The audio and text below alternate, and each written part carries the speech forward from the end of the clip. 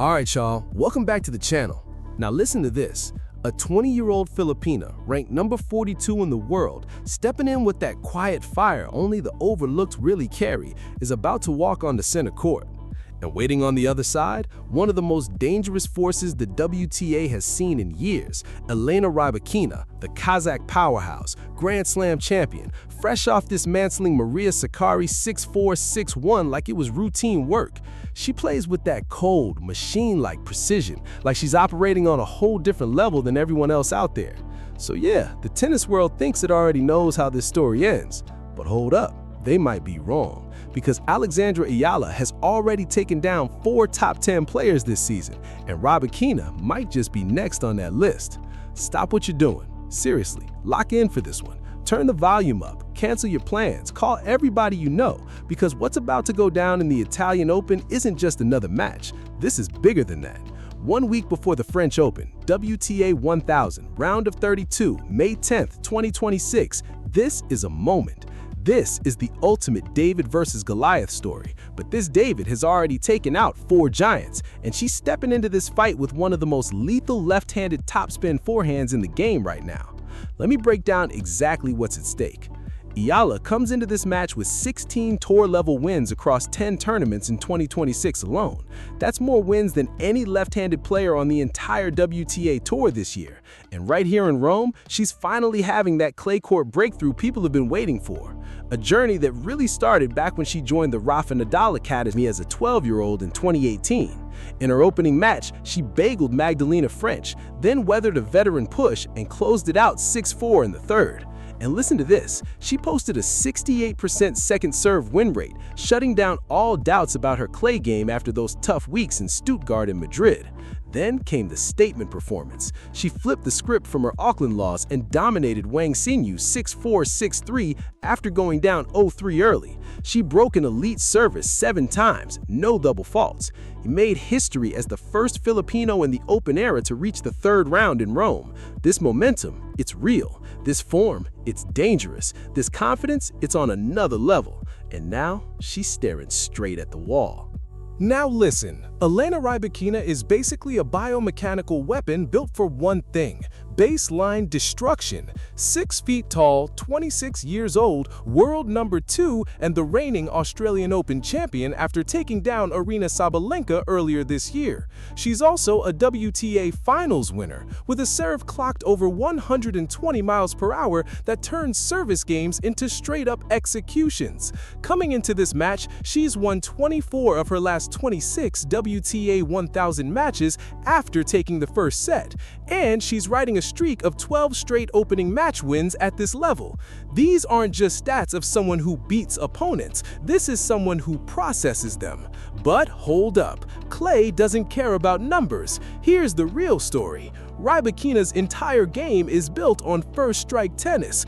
Big serve, flat forehand, quick points. The faster it ends, the better she looks. On fast grass, her shots cut through the court like missiles. But clay? It flips everything. It slows the ball down, it stretches it out, it neutralizes that and serves as an advantage. And it punishes players who need quick points while rewarding those who can grind and outlast. And listen, those 8 years at the Nadal Academy, that wasn't random. That was preparation for this exact moment. Even Rybakina herself has admitted clay isn't her easiest surface. Her history at the Italian Open before this run? Pretty average. Yes, she made the round of 16 by beating Maria Sakkari 6-4, 6-1, but that was against another power player who wasn't even serving well. Alexandra Ayala is a completely different challenge. When she rips that Nadal-style forehand cross-court, the ball doesn't sit. It jumps. It kicks up high, climbing toward the shoulders, breaking rhythm and forcing awkward defensive shots. And that's where things get dangerous for the world number 2. Now check this out. Ayala's record against top 10 players: 4 wins, 3 losses, 7 matches total. That's over a 57% win rate, and every single win shows the same pattern. It doesn't matter the style, the surface, or the opponent, she figures it out. At the 2025 Miami Open, ranked outside the top 120, she beat Madison Keys 6-4, 6-2, then followed it up by beating Iga Swiatek 6-2, 7-5 in the quarters. 2 top 5 wins in 1 week. Let that sink in. At the 2026 Dubai Tennis Championships, she dismantled Jasmine Paolini 6-1, 7-6. Then at Indian Wells, she stepped onto the stadium court against Coco Gauff, world number 4, and was already up 6-2 before retirement. A Polish baseliner, a dominant striker, an Italian counterpuncher, an American powerhouse. 4 different styles, 4 different challenges, same outcome. Alexandra Ayala is not coming in with just one weapon. She's pulling up with a full arsenal, and this entire run on the Italian Open clay has been about sharpening every single edge. So, let's break down how this tactical chess match could really play out. Elena Rybakina's biggest weapon is her serve, but on clay, where the bounce sits higher, that serve loses just enough bite. And trust me, that small drop in effectiveness matters a lot, because it gives Ayala time to sit deeper, read the serve, and get clean looks on returns she normally wouldn't. And the second that rally starts, Rybakina's quick strike style becomes a problem, because she's facing someone trained to extend points, force errors, and wear power hitters down. The longer those rallies go, the more this match starts leaning towards Ayala. Now it turns into a grind, and on red clay, grind battles favor the player with a deeper foundation. Now hold up, let's talk. Eala has absolutely nothing to lose here. She's playing free like it's house money. Every sportsbook already expects Elena Rybakina to win in straight sets, and that takes all the pressure off Eala completely. She can swing loose, fearless, and aggressive, just like she did in those 4 top 10 upsets. But on the flip side, Rybakina is carrying all the expectations. She's supposed to win, no excuses. The Kazakhstan Tennis Federation expects dominance, and a loss here, that's headline she definitely doesn't want heading into the French Open. So yeah, mentally, this matchup leans toward the underdog. And then there's the crowd. Don't ignore that.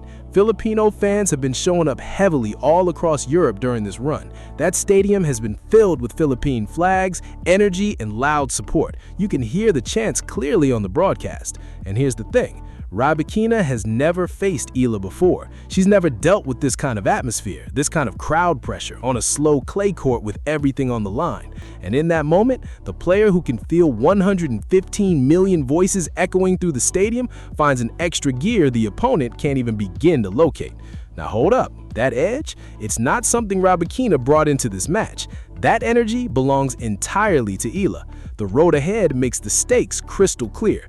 If she wins, she breaks into the round of 16 at a WTA 1000 clay event for the first time in her career. And trust me, those ranking points instantly shake up her entire Roland Garros seeding conversation. If she loses, she still walks away from Rome with 3 wins at this level. Add in that Auckland revenge and the insane momentum she's built. So yeah, there's honestly no bad outcome for Alexandra Eala's trajectory coming out of this match. But don't get it twisted, the path still matters, because today on center court, she gets a chance to prove something to everyone watching. 3 o'clock, Foro Italico, Rome, round of 32. A 20-year-old left-handed Filipina stepping in with a forehand that hits like a hammer. Across the net, the reigning Australian Open champion is firing absolute bombs on serve. Their first ever meeting, and easily the biggest match of Eala's career. So here's what I need from the Eala army right now. Maximum mobilization, total deployment. Share this video everywhere. Flood the Italian Open social media accounts. And tell me in the comments how she should handle that Rybakina serve. What adjustments need to be made. Turn every comment section across every platform into a full-on war room. Drop the Philippine flag. Drop the fire. Let the algorithm feel that 115 million Filipinos are locked in, hearts pounding, because every clay court era has that one underdog moment.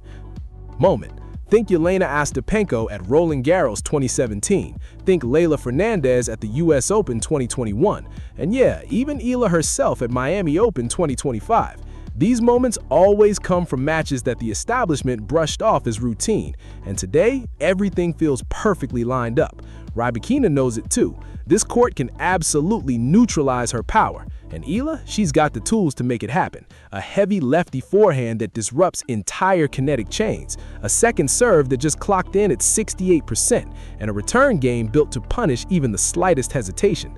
The preparation already done. 2 clay court wins in Rome, backed by 8 years of foundation from the Rafael Nadal Academy. The mentality fully locked in. 4 top 10 wins, 0 pressure, and a fan base that has never wavered. If she plays the match of her life today, she pulls off the upset. And if she just plays at her current level, she drags Rybakina into a third set she never expected to fight through. Thanks for watching, and make sure you subscribe to the channel.